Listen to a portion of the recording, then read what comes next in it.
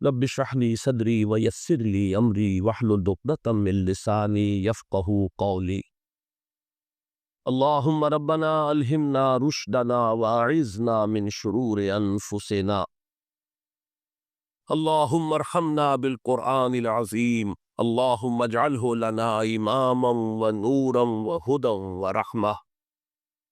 اللهم ذكرنا منه ما نسينا وعلمنا منه ما جهلنا وارزقنا تلاوته آناء الليل وآناء النهار واجعله لنا حجة يا رب العالمین آمین۔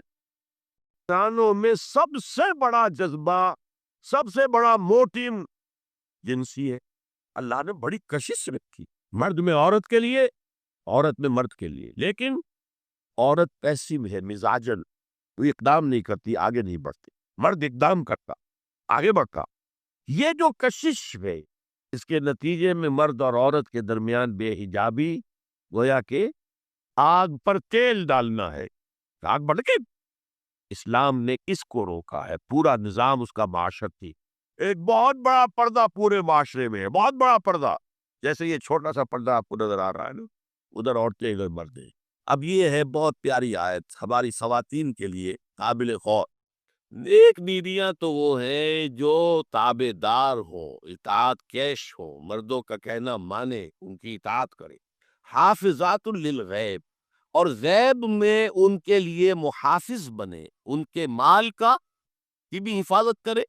یہ نہیں خیانت کر کے اب شوہر پہ گیا ہوا جو چاہو اس کے بال میں سے جس کو میں جو چاہوں دے دوں، نہیں، یہ وہ نہیں، اس کا بال جو ہے وہ اسی کا ہے، اس کی خیانت نہیں کرے گی، وہ امانت کے ساتھ حفاظت کرے گی، اور اس کے علاوہ اپنے نفس کی حفاظت کرے گی، اس لیے کہ وہ بھی اب شوہر کی امانت ہے۔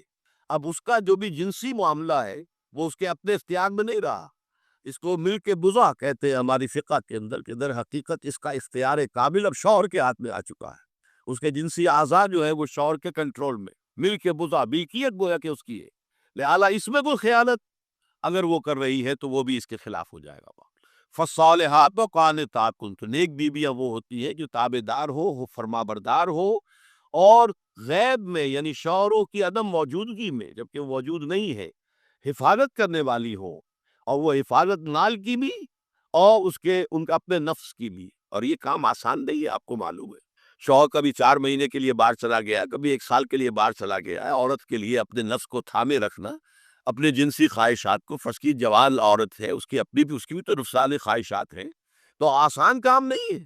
یہی وجہ ہے، آپ کے علم میں ہوگا کہ واقعہ عجیب پیش آیا تھا، اس کو بیان کرتے ہوئے شرم بھی آتی ہے۔ حضرت عمر رضی اللہ تعالیٰ عنہ اپنے رات کے گشت میں ایک مکان کے پاس سے گزر رہے تھے، تو انہوں نے سنا کہ ایک عورت جو ہے وہ بڑے الفاظ میں کچھ گا رہی ہے۔ اگر مجھے اللہ اور اس کے رسول کا فرق کا خوف نہ ہوتا تو تم دیکھتے کہ اس وقت میری چارپائی جو ہے چرچرا رہی ہو۔ تو اس پر حضرت عمر جو ہے وہ دم تلبو ہوا کہ ہمارے لوگ جو ہیں جہاد پر جاتے ہیں، سال بھر تک واپس نہیں آتے، تو اس سے تو سوسائٹی کے اندر بہت زیادہ جو ہے ایک اندیشہ اور خطرہ پیدا ہو جائے گا۔ تو انہوں نے اب دیکھیے یہ بات بھی کہ دین میں کوئی شرم اور حیا اس معاملے میں نہیں ہے، کہ اب اپنی بیٹی سے پوچھا، حضرت حفصہ سے، اب وہ بیٹی بھی ہے اور ام المومنین بھی ہے، حضور کی اہلیہ ہے تو ام المومنین ہے، لہذا حضرت عمر کے لیے بھی ماں کے درجے میں ہے، اگرچہ ہے حضرت عمر کی صاحبزادی، کہ تم مجھے بتاؤ حفصہ، ایک عورت زیادہ سے زیادہ کتنے عرصے تک صبر کر سکتی ہے؟ اور کوئی قباحت محسوس نہیں کی حضرت حفصہ رضی اللہ تعالی عنہا نے، کہ 4 مہینے۔ تو پھر انہوں نے یہ آرڈر نافذ کر دیا، کوئی مجاہد 4 مہینے سے زیادہ جو ہے وہ باعث پردہ رہا ہے، لازماً وہ آئے چھٹی لے کر اور وہ گھر پہنچے۔ آپ اس کی روشنی میں دیکھیے جو کچھ یہ ہمارے ہاں ہو رہا ہے، امارات میں جو لوگ کام کرتے ہیں، سعودی عرب میں کام کرتے ہیں، باہر کے ممالک میں کام کرتے ہیں، جوان بیویوں کو یہاں چھوڑ جائے، پھر جو قصے ہوتے ہیں، جو سکینڈلز ہوتے ہیں، پھر جب وہ شوہر صاحب تشریف لاتے ہیں تو وہ دیور اور بیوی جو ہے مل کر اسے قتل کرتے ہیں، اس لیے کہ یہاں تو دنیا بدل چکی ہے، دیور کی اور بھابھی کے رشتہ کچھ اور ہی بن چکا ہے، لہذا وہ قتل بھی کرتے ہیں، مال بھی سارا لے لیتے ہیں۔ یہ ساری خبریں آپ اخبارات میں پڑھتے ہیں، یہ کیوں ہے؟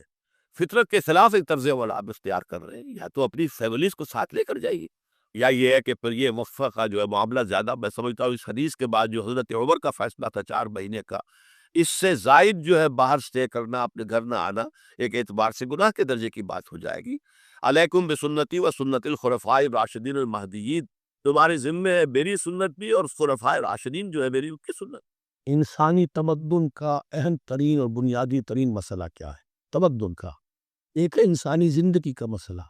انسانی زندگی کا سب سے پہلا مسئلہ وہی ہے کہ جو حیوانی زندگی کا بھی ہے، اپنی مادی ضروریات، پیٹ کھانے کو مانگتا ہے، سب سے پہلے یہی ہے، اس میں کوئی شک نہیں۔ لیکن اس کے بعد جب دو انسان ملتے ہیں اور اس سے تمدن شروع ہوتا ہے، اس کا سب سے بڑا مسئلہ ہے انسان کی شہوت۔ اللہ نے دو جنسیں بنا دی ہیں، مرد ہیں، عورت ہیں، اور ان دونوں کے درمیان تعلق سے نسل آگے چلتی ہے۔ اب اس معاملے کو کیسے ہارنس کیا جائے، کیسے منظم کیا جائے، یہ جذبہ بہت پوٹنٹ ہے۔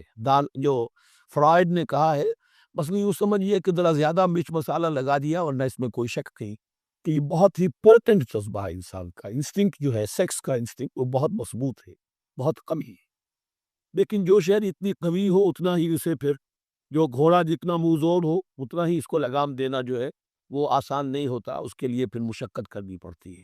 تو اب اگر 23 سیکس پر اوپن کر دیا جاتا، کھلا سیکس، فری سیکس، آج کل یہ لفظ استعمال ہوتا ہے، فری سیکس، کیوس ہوتا، تمدن میں فساد ہو جاتا۔ اس کے لیے شادی کا معاملہ، کہ ایک عورت کا ایک مرد کے ساتھ رشتہ رہے، سب کو معلوم ہے کہ یہ اس کی بیوی ہے، یہ اس کا شوہر ہے، تاکہ اس طریقے سے نسب کا معاملہ بھی چلے اور ایک خاندانی ادارہ وجود میں آئے۔ ورنہ تو خاندانی ادارہ میں کیسے وجود میں آئے گا؟ فری سیکس میں تو خاندانی ادارہ وجود میں آ ہی نہیں سکتا۔ تو شادی کا، نکاح کا یہ رشتہ جو ہے، یہ رشتہ اللہ تعالیٰ نے اختیار کیا اور یہ انسانوں کو سکھایا۔ اور آج کی دنیا میں تو جو یہ مرد و عورت کی مساوات کا سلسلہ ہے، یہ شیطان کا سب سے بڑا فلسفہ اور معاشرے میں فساد، گندگی پیدا کرنے کا اس کا سب سے بڑا ہتھیار ہے۔ اور اب جو کچھ رہی صحیح اقدار ہماری ایشیا کے ممالک جو ہے، زیادہ تر مسلمان ممالک ہیں، ان میں خاندانی نظام کی جو بچی کھچی شکل رہ گئی ہے، اس کو برباد کرنے کے لیے یہ قاہرہ کانفرنس اور بیٹنگ کانفرنس، اس کے ایشیا کا گھیراؤ دونوں طرف سے، مشرق سے مغرب سے، کہ عورت کو آزاد کرو، عورت کو اٹھاؤ، ایمانسیپیشن کے نام پر، آزادی کے نام پر، اور مرد و عورت کی مساوات کے نام پر، تاکہ خاندانی نظام ٹوٹ کر رہ جائے، جیسے کہ ان کے ہاں ٹوٹ چکا ہے۔ خاندانی نظام نے، یہ کلنٹن صاحب نے کہا تھا اپنے 9:30 کے میسج میں کہ عنقریب ہماری قوم، امریکن نیشن، بہت جلد اس کی اکثریت حرام زادوں پر مشتمل ہوگی، born out of wedlock, وہ کسی شادی کے نکاح کے نتیجے میں کوئی وجود میں نہیں آئے، زنا کے نتیجے میں وجود آئی ہوئی قوم ہوگی۔ ون پیرنٹ فیملی رہ گئی ہے، ماں ہی باپ ہے اور وہی ماں ہے، اور وہ دونوں وہ جانتے ہی نہیں۔ اب وہاں بڑی وہی مجھ رہی ہے کہ ہر انسان کا ہفتے دن سے معلوم ہو کہ تیرا باپ کون ہے۔ وہاں تو بہت سے لوگ پتہ ہی باپ کون ہے، ذرا کیا پتہ۔